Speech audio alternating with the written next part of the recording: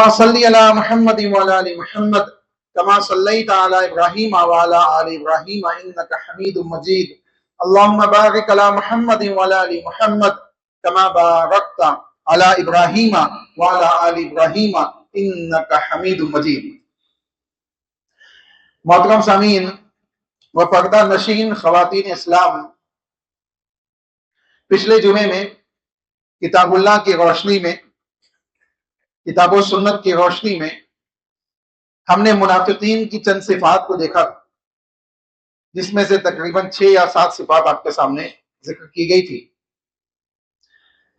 انہی آیتوں کے آگے ہم چلتے ہیں اور کتاب اللہ کی ان آیتوں کا جائزہ لیتے ہیں کہ اللہ رب العالمین نے اور کون کون سی صفت ان منافقین کے ذکر کی ہے۔ اللہ رب العالمین نے سورہ بقرہ کی آیت نمبر 13 میں اللہ رب العالمین نے بیان فرمایا وَإِذَا قِيلَ لَهُمْ آمِنُوا كَمَا آمَنَ النَّاسُ قَالُوا أَنُؤْمِنُ كَمَا آمَنَ السُّفَهَاءُ أَلَا إِنَّهُمْ هُمُ السُّفَهَاءُ وَلَكِنْ لَا يَعْلَمُونَ۔ اب دیکھیں، آج ہمارے معاشرے کے اندر یہ بڑی عام سی بات ہوتی چلی جاتی ہے کہ ہر خاص و عام صحابہ اکرام رضی اللہ عنہم اجمعین کے خلاف کچھ بھی بولتا چلا جاتا ہے۔ جس کا دل چاہتا ہے یوٹیوب کا ایک چینل بناتا ہے اور اس چینل پہ بیٹھ کر صحابہ کے خلاف اپنی زبان سے اپنے دل میں موجود غلاظتوں کو نکالنا سٹارٹ کر دیتا ہے۔ آپ اندازہ لگائیے، اللہ رب العالمین جس جماعت کی یعنی صحابہ کی دفاع کرے، یعنی دفاع صحابہ میں یہ ایسی بات نہیں ہے کہ آج علماء کہہ گئے، یہ ایسی بات نہیں ہے کہ ماضی میں لوگوں نے کتابیں لکھی ہے صحابہ کے دفاع میں۔ یہ تو وہ بات ہے جو اللہ نے قرآن میں بیان کی، صحابہ کے دفاع میں اللہ نے کلام کیا ہے۔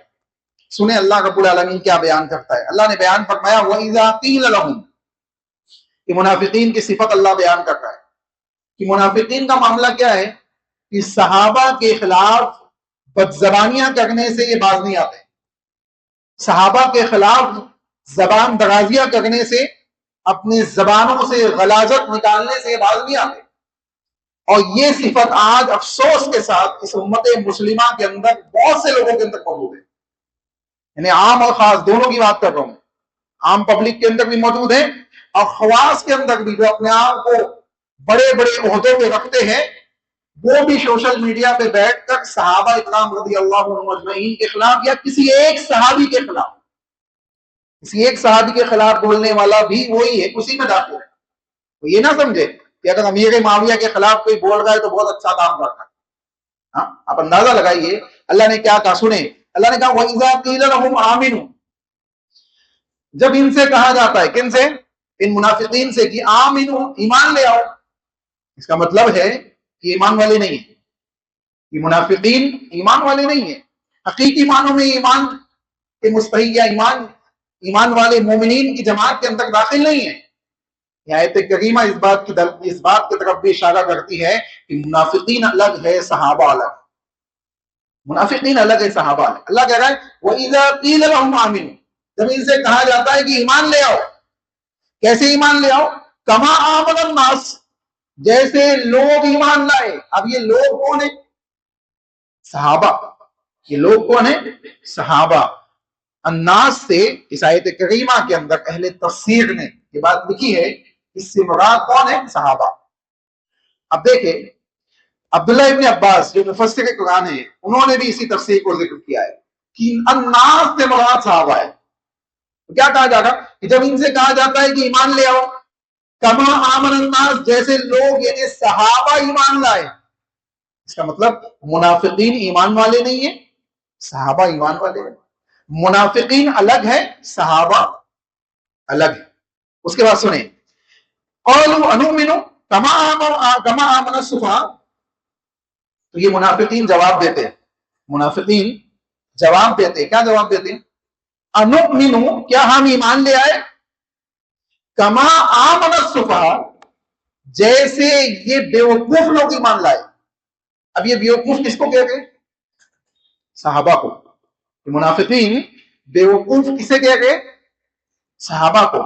آپ اندازہ لگائیے منافقین صحابہ کو بیوقوف کہہ گئے اور اللہ رب العالمین صحابہ کا دفاع کرتے ہوئے آیت کا آگے کا ٹکڑا بیان کرتا ہے کہا الا انہم هم السفہاء، خبردار جان لو کہ بے شک یقیناً یہ خود ہی بیوقوف ہے، یہ خود ہی، اور منافقین یہ خود ہی بیوقوف ہے. وَلَٰكِن لَا يَعْلَمُونَ، لیکن یہ جانتے نہیں ہیں، اس کا علم ان کے پاس نہیں. اچھا اب دیکھیں آیت کریمہ کے اندر ایک دعوت دی گئی ہے ایمان کی. معلوم پڑ رہا ہے کہ منافقین کو ایمان کی دعوت ہضم نہیں ہوتی ہے، اس لیے دل میں کفر چھپا کے بیٹھتے. ایمان کی دعوت ان کے دلوں کے اندر داخل نہیں ہوتی، اس لیے اللہ نے آگے کے آیتوں میں بیان کیا ہم لا یرجعون، یہ گونگے ہیں، یہ بہرے ہیں، ہاں یہ اندھے ہیں، یہ لوٹنے والے نہیں ہیں. یعنی یہ تو جانتے بوجھتے ہوئے کفر کر رہے ہیں، ظاہری طور پہ ایمان کو دکھا گئے اور انہوں نے دل میں کفر کو چھپا کے رکھا ہوا ہے. تو یہ کیسے لوٹیں گے؟ لوٹیں گا تو وہ شخص جو اس بات کو سمجھ لے کہ میں غلطی پہ واقع ہوں. ایک انسان اگر خوشی سے اسلام کے نام پر معاملات کو انجام دے رہا ہے تو وہ لوٹے گا نہیں. ہم لا یرجعون کی کیفیت اس کے اندر پیدا ہو جائے. یہ بہت سخت بات ہے. اللہ ہمیں یرجعون والے لوگوں میں داخل فرمائے کہ خطاؤں سے لوٹ کر ہم اللہ کی طرف لوٹ آئے. بہت یعنی عظمت والی بات ہے کہ بندے کو توفیق مل جائے.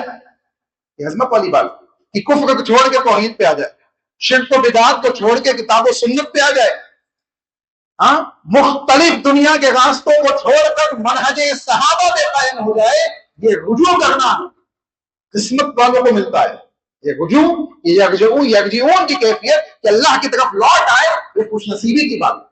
اور میں نہیں کہہ رہا ہوں، سنیں نبی اکرم صلی اللہ علیہ وسلم نے بیان فرمایا کل بنی آدم خطاؤون وخیر الخطائین التوابین، تمام کے تمام بنی آدم خطا کار ہیں، گنہگار ہیں، غلطیاں ان سے ہو جاتی ہے، لیکن بہترین خطا کار کون ہے؟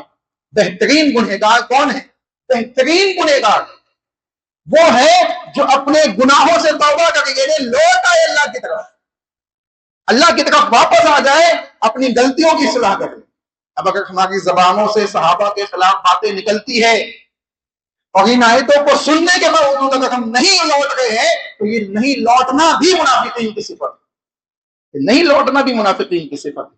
اور لوٹ جائیں گے اگر ہم اپنی اصلاح کر لیں گے، اپنی زبانوں پہ لگام لگا لیں گے، یقین جانیے یہ زبان پہ لگام کا لگانا یہ مومنین کی صفت ہے، یہ صحابہ کی صفت ہے، یہ منہج صحابہ کی صفت ہے. چنانچہ کہا کہ جب ان سے کہا جاتا ہے کہ ایمان لے آؤ، جیسے لوگ ایمان لائے یعنی صحابہ، معلوم پڑا کہ ہر انسان کو جو اس بات کا دعوے دار ہے کہ میں مسلمان ہوں، میں مومن ہوں، اس کو چاہیے کہ وہ اپنی ایمان کو چیک کرے کہ ویسا ایمان ہے کہ نہیں ہے جیسے صحابہ کا. ہاں دیکھیں قرآن مجید کی دوسری آیت کا مطالعہ کر کے اللہ نے کہا فَإِنْ آمَنُوا بِمِثْلِ مَا آمَنْتُمْ بِهِ فَقَدِ اهْتَدَوْا، اگر تم ان صحابہ کی طرح ایمان لے آؤ فَقَدِ اهْتَدَوْا، تو تم ہدایت یافتہ ہو جاؤ. ہدایت یافتہ ہونے کے لیے صحابہ کو دیکھنا پڑے کہ صحابہ کا ایمان کیسے تھا. صحابہ کا ایمان کیسا تھا؟ توحید والا، شرک سے پاک، سنت والا، بدعت سے پاک، نیکیوں والا، گناہوں سے پاک، سمعنا و اطعنا، سمعنا و اطعنا والا سمعنا و عصینا سے پاک. یعنی سنتے تھے اور اطاعت کرتے تھے، سنتے اور نافرمانی نہیں کرتے تھے. یہ کیفیت نہیں تھی. چنانچہ معلوم پڑ رہا ہے کہ اللہ نے کہا کما آمن الناس، جیسے یہ صحابہ ایمان لے آئے. یہ کہتے ہیں قالوا انؤمن کما آمن السفہاء، جیسے یہ بیوقوف ایمان لائے ہم ویسے ایمان لے آئے. یعنی صحابہ کو بیوقوف کہہ گئے. اب دیکھیں یہ جو آج معاشرے کے اندر ایک لہر چل پڑی ہے کہ جو چاہتا ہے وہ صحابہ کے خلاف کچھ بھی بول دیتا ہے، یہ ایمان کی کمی کی علامت ہے. یہ ایمان کے اندر نفاق اور منافقت کی علامت ہے کہ ہماری زبانوں کے اندر اتنی ہمت کیسے پیدا ہو گئی کہ ہم صحابہ کے خلاف زبان کھول گئے. نبی اکرم صلی اللہ علیہ وسلم نے بیان فرمایا، ترمذی کی غالب حدیث ہے، اللہ کے نبی صلی اللہ علیہ وسلم نے ارشاد فرمایا لوگوں امسکو، کیا کرو؟ خاموشی اختیار کرو. کس کے سلسلے میں؟ صحابہ کے سلسلے میں. یعنی صحابہ کے اختلافات کو اگر تم سمجھ نہیں سکتے ہو، صحابہ کے معاملات کو سمجھنے کی صلاحیت تمہارے اندر نہیں ہے، تمہاری عقلوں میں اتنی پاور موجود نہیں ہے، اتنا علم موجود نہیں ہے، تو خاموش ہو جاؤ. تمہاری عافیت اس میں ہے کہ تم خاموشی اختیار کرو. اللہ اکبر. آج لوگ صحابہ کے خلاف بولنے کو حق بیانی کہہ گئے، کہتے ہم تو حق بیان کر رہے. اللہ کے نبی کہہ گئے خاموش ہو جاؤ، خاموش ہو جاؤ. جب نبی نے کہہ دیا کہ خاموش ہو جاؤ تو ہماری یہ ہمت نہیں ہونی چاہیے کہ ہم صحابہ کے خلاف ہوں. دوسری بات، جب اللہ نے کہہ دیا کہ آد اللہ لہم، میں ان سے وعدہ کرتا ہوں کس چیز کا؟ جنات تجری من تحتی الانہار، جنتوں کا. کن سے؟ صحابہ سے. میں ان سے راضی ہوں، رضی اللہ عنہم ورضوا عنہ، یہ مجھ سے راضی، میں ان سے راضی. تو تم کون ہوتے بولنے والے؟ تم کو تو اپنی فکر ہونی چاہیے کہ اللہ مجھ سے راضی ہوا ہے کہ نہیں ہوا ہے. تمہیں فکر کس بات کی ہے؟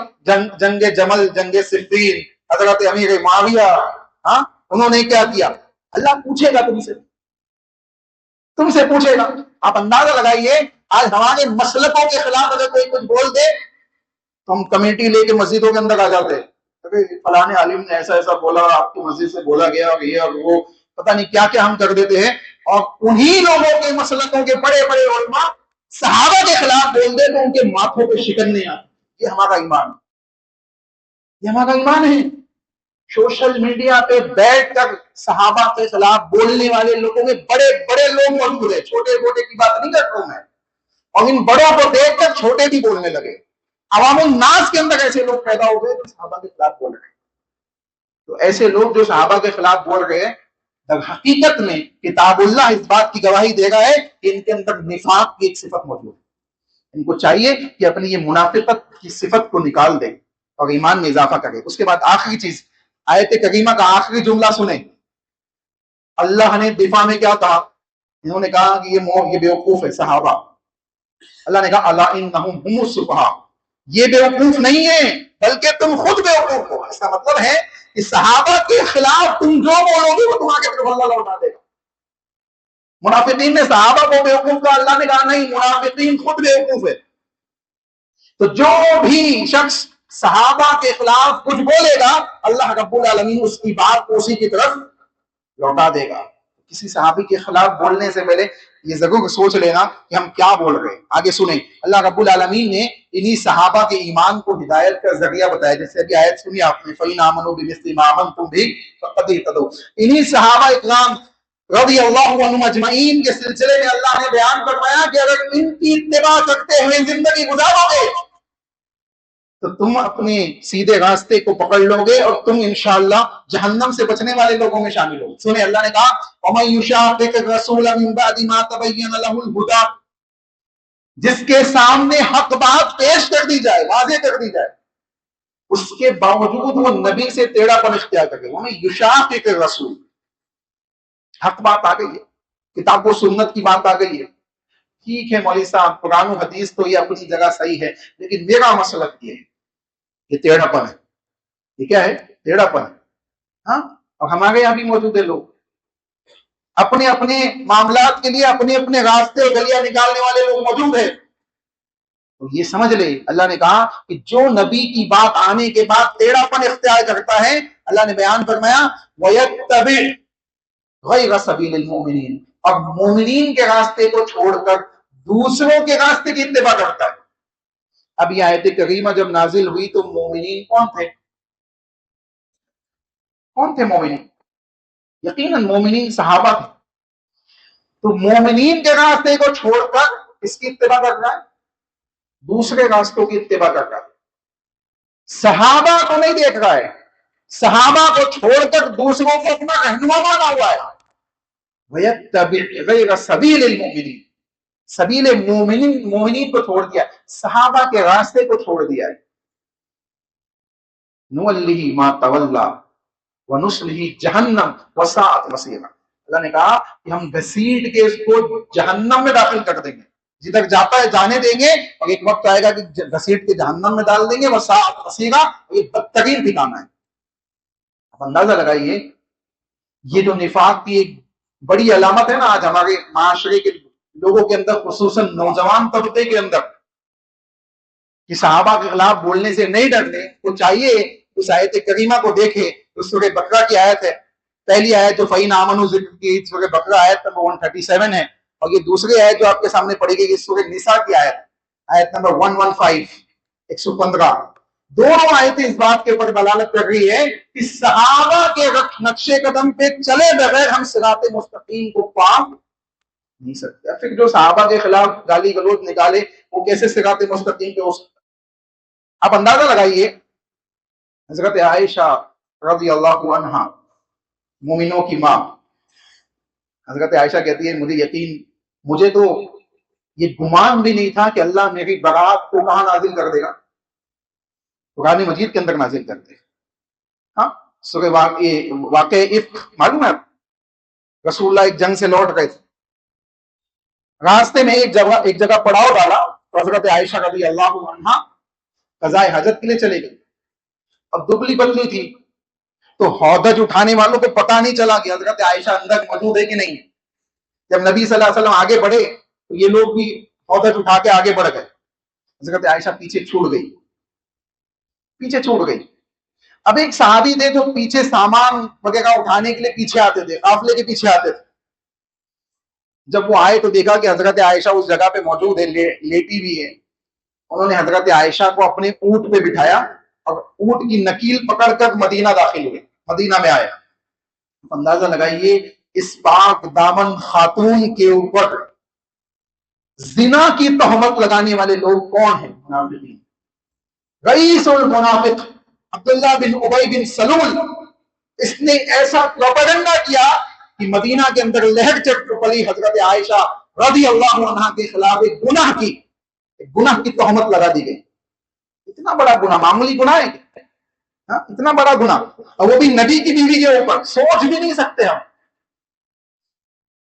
अल्लाह रब्बुल आलमीन ने 1 महीने तक कोई आयत नाजिल नहीं हुई। आजमाइश होती है, अल्लाह चाहता तो फौरन नाजिल कर दे। ये आजमाइश होती है, इसीलिए मोमिनीन को चाहिए कि फितनों के दौर में अपने आप पे काबू में रखे। नहीं समझता है तो अहले इल्म से जुड़े आके, फस्अलू अहल ज़िक्र इन कुंतुम ला तालमून, तुम्हें नहीं मालूम है तो अहले ज़िक्र से पूछ लो। पूछना नहीं है, यूट्यूब गूगल है ना, मौलवी साहब मुफ्ती साहब सब फतवे वहीं से ले लेंगे हम। हाँ, मौलवी लोगों को कैसा मतलब? अल्लाह के नबी सल्लल्लाहु अलैहि वसल्लम है, अल्लाह के नबी की बीवी के ऊपर तोहमत लगी है। 1 महीने तक नबी परेशान है, 1 महीने तक, यहां तक कि रसूलुल्लाह ने हजरत आयशा से कह दिया कि आप अबू बकर के घर पे चले जाइए। आप अंदाजा लगाइए, अभी हजरत आयशा को डिटेल भी नहीं मालूम है, बीमार पड़ी हुई है घर। जब मालूम पड़ा कि इस किस्म की तोहमत की अफवाहें मदीना के अंदर पड़ी हुई है, मुनाफिकीन ने उड़ाया हुआ है, हजरत आयशा रज़ी अल्लाहु अन्हा अल्लाह के हुजूर में अपने हाथों को बुलंद करके रोने लगी। हाँ, अल्लाह तू जानता है मेरी कैफियत, और इस अंदाज से गिड़गिड़ाया अल्लाह रब्बुल आलमीन के सामने कि अल्लाह ने मोहम्मद रसूलुल्लाह के पास हजरत जिब्रील अमीन को भेज दिया कि जाओ मोमिनों की मां हजरत आयशा के सिलसिले में पाकदामनी का ऐलान मैं किताबुल्लाह के अंदर कर रहा हूं, ये नबी तक पहुंचा दो। तो ये बहुतान लगाने वाले कौन लोग हैं? और इन्हीं के चपेट में कुछ मुसलमान भी आ गए थे, जैसे हजरत मिस्ता रज़ी अल्लाहु अन्हु, जिनको हजरत अबू बकर वजीफा देते थे। हाँ, अल्लाह रब्बुल आलमीन ने उनके सिलसिले में भी आयत नाजिल की, फिर हजरत अबू बकर ने वजीफा फिर से स्टार्ट किया। डिटेली वाकया बताना मकसूद ये है कि ये मुनाफिकीन सहाबा से बुग़्ज़ रखने वाले लोग। मुनाफिकीन की एक सिफत ये है, वो सहाबा से बुग़्ज़ रखते हैं, सहाबा के लिए उनके दिलों में मोहब्बत नहीं होगी। जिसका दिल सुगड़ने लगे सहाबा के जिक्र से, वो समझ ले कि उसके अंदर निफाक आ गया।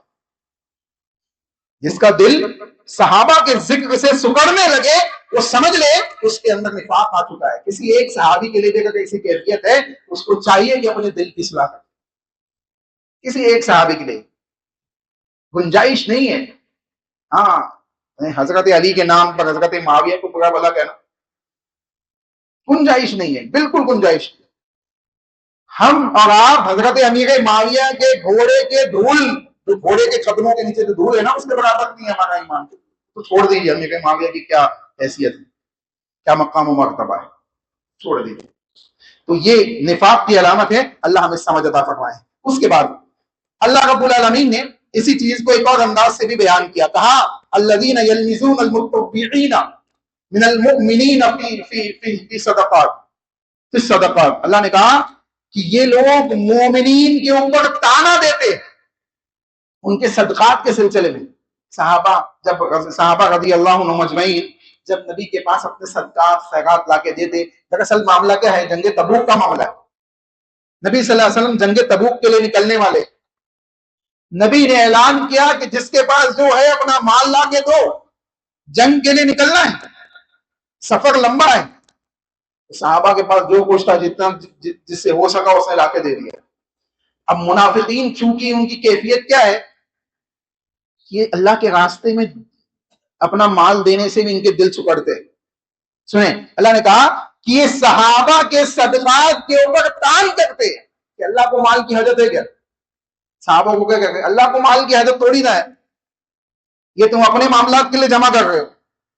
تو اللہ نے جواب دیا، اللہ نے، یہ بھی دفاع صحابہ میں آئے تھے کہ اللہ نازل کر رہا ہے صحابہ کے دفاع میں، کہا الذین یلمزون المتطوعین من المؤمنین فی الصدقات والذین لا یجدون الا جہدہم فسیسخرون، اللہ نے کہا فسیسخرون منہم سخر اللہ منہم ولہم عذاب علیم، اللہ نے کہا یہ مومنین کا مذاق اڑاتے، یہ مومنین کے اوپر تان کرتے ہیں، حالانکہ اللہ رب العالمین ان کا مذاق اڑاتا ہے، ان کا مذاق بنا دے گا۔ اور ایسے لوگوں کا مذاق اللہ بنا دیتا ہے، نہ یہاں کے رہتے نہ وہاں کے رہتے، بیچ میں معاملات بگڑ جاتا ہے۔ اور یہ بھی قرآن میں ہے، منافقین کے سلسلے میں اللہ نے یہ بھی قرآن میں بیان کیا ہے کہ نہ یہ ایمان کی طرف رہ پاتے نہ کفر کی طرف رہ پاتے، کہیں نہیں رہ پاتے، ان کی کیفیات، ان کی زندگی، ان کی آخرت، تمام چیزیں برباد ہو جاتی۔ اسی لیے اللہ نے قرآن مجید کے اندر ایک مشرک کے لیے وہ عذاب جہنم ذکر نہیں کیا جو منافقین کے لیے ذکر کیا، ان المنافقین فی الدرک الاسفل من النار، جہنم کے سب سے نچلے طبقے میں کوئی ہوں گے تو کون ہوں گے؟ منافقین ہوں گے، سب سے نچلے طبقے میں۔ اور آپ اندازہ لگائیے کہ جہنم کا سب سے نچلا طبقہ سب سے زیادہ سخت اور سخت عذاب والا ہوگا، عذاب علیم والا ہوگا۔ اس لیے اللہ نے کہا، دیکھے وَلَهُمْ عَذَابٌ عَلِيمٌ، ان کے لیے دردناک عذاب، ان کے لیے دردناک عذاب ہے۔ چنانچہ اگر اس قسم کی کوئی صفت ہمارے اندر موجود ہے، ہم کو چاہیے کہ ہم اپنی اصلاح کر لیں، خصوصاً صحابہ کے سلسلے میں اپنی زبانوں کو، اپنے دل کو کیا کریں، پاک کریں۔ صحابہ کی خطاؤں کا سوال آپ سے ہونے والا نہیں ہے، تلک امت قد خلت لہا ما کسبت ولکم ما کسبتم، وہ امتیں تھی جو گزر چکی، جو انہوں نے کیا اللہ ان سے پوچھے گا۔ جو آپ کو کرنا ہے وہ آپ کو کرنا چاہیے، وہ نہیں کر رہے ہم کو فکر کہاں کی لگی ہوئی ہے، وہاں کی 1400 سال پہلے کی لگی ہوئی ہے، اس کی فکر لگی ہوئی ہے، اس کی فکر نہیں ہے کہ ہمیں کیا کرنا ہے، ہمیں کیا کرنا ہے اس کی فکر نہیں۔ چنانچہ سنیں آگے، اللہ رب العالمین نے بیان فرمایا کہ ان کی ایک کیفیت، اور اسی کے اندر اللہ نے ان کا وہ بھی ذکر کیا۔ سنیں، اللہ نے کہا ان کی ایک کیفیت یہ ہے کہ یہ یہودیوں سے، کفار سے دوستانہ تعلقات رکھتے ہیں اور مومنین اور مسلمانوں کے خلاف سازشیں کرتے ہیں، منافقین۔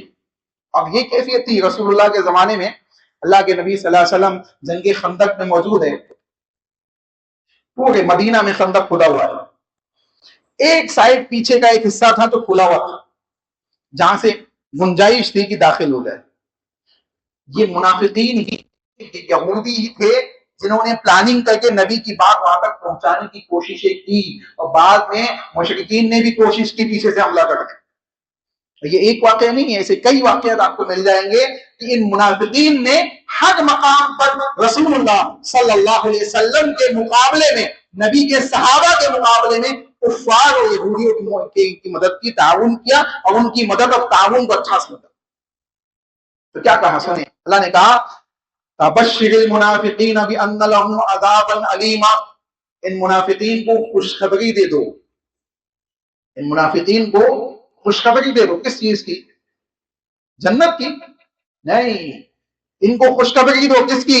بِأَنَّ لَهُمْ عَذَابًا أَلِيمًا، ان کو ہم دردناک عذاب کے اندر ڈالنے والے ہیں. ان کو اس کی خوشخبری پہنچا دو. اللہ اکبر. عذاب اور عذاب کے ساتھ خوشخبری. کیسا غضب اللہ کا ہے. دیکھیں کہ اللہ غضب میں آیت بیان کر رہا ہے اور آیت کا پہلا جملہ خوشخبری ہے. کہا کہ ان کو اس چیز کی خوشخبری دے دو. جیسے ہم غصہ ہوتے ہیں، بعض اوقات انسان غصہ ہوتا ہے تو کیا کہتا ہے؟ اسی قسم کا کچھ جملہ وہ بھی کہتا ہے. تو اللہ نے کہا وَبَشِّرِ الْمُنَافِقِينَ، ان منافقین کو خوشخبری دے دو بِأَنَّ لَهُمْ عَذَابًا أَلِيمًا، کہ ان کو ہم دردناک عذاب میں مبتلا کرنے والے ہیں، دردناک عذاب میں ان کو مبتلا کرنے والے. الَّذِينَ يَتَّخِذُونَ الْكَافِرِينَ أَوْلِيَاءَ مِن دُونِ الْمُؤْمِنِينَ، مومنین کے مقابلے میں انہوں نے کافرین کو اپنا دوست بنایا ہوا. دیکھیں اس کا مطلب یہ بالکل نہیں ہے کہ آپ کو غیر مسلموں سے دشمنانہ تعلق رکھنے ہیں، ایسا نہیں ہے. آپ کو غیر مسلموں سے محبتانہ تعلق رکھنے ہیں، لیکن مومنین کے خلاف یہاں کس کو لایا گیا؟ اپوزٹ میں، کہ مومنین کے مقابلے میں یہ ان سے محبت کر رہے. حالانکہ صحابہ کی صفت کیا ہے؟ محمد رسول اللہ والذین معہ اشداء علی الکفار رحماء بینہم. صحابہ کی کیفیت کیا ہے؟ کہ صحابہ تو وہ ہے کہ محمد رسول اللہ کے ساتھی وہ ہے جو اشداء علی الکفار، کفار پہ سخت ہے، رحماء بینہم، آپس میں رحم دل، آپس میں رحم دل ہے. اور یہ منافقین کی صفت کیا ہے؟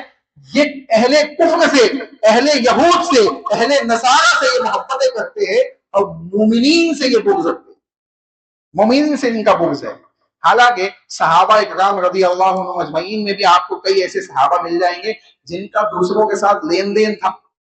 وہ دعوت و تبلیغ کے معاملات غیر مسلموں کے ساتھ کرتے تھے، ان کو دعوت دیتے تھے، ان کے سامنے دین کو پیش کرتے تھے، اور یہ ان کا حق ہے، یہ ان کا حق ہے. آج ہم دعوت نہیں دے رہے ہوں گے، دین ان تک پہنچانے گئے اور ہم کہہ گئے کہ ہمارے خلاف ایسا کر رہے ایسا کر رہے. ان کو معلوم ہی نہیں ہے، ان کو پہنچایا نہیں ہم نے. وہ تو ہمیں دیکھ رہے نا، تو مجھے آپ کو دیکھ رہے.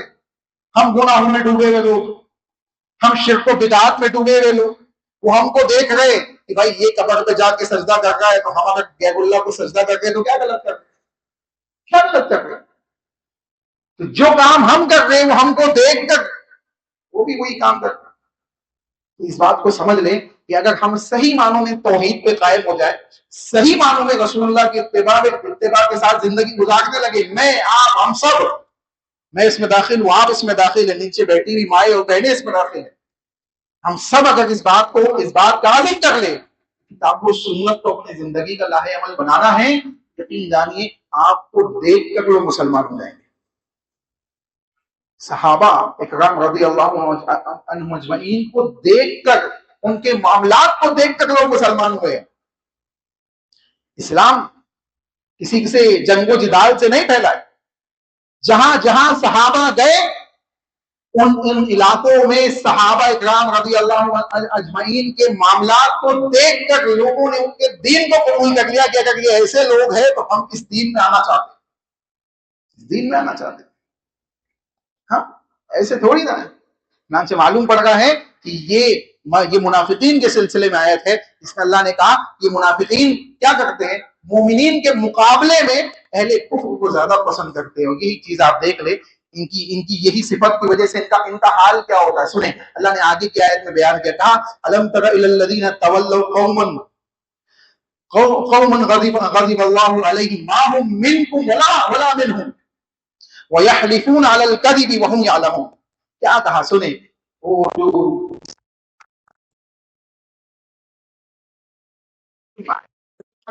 جو بات بیان کی، سنیں اللہ نے کہا الم تر الی الذین تولوا، کیا تم ان لوگوں کو نہیں دیکھتے جنہوں نے منہ پھینک لیا ہے اور ایسے لوگوں کے ساتھ جا کے مل گئے، قوم غضب اللہ علیہم، جن پہ اللہ کا عذاب غضب نازل ہوا.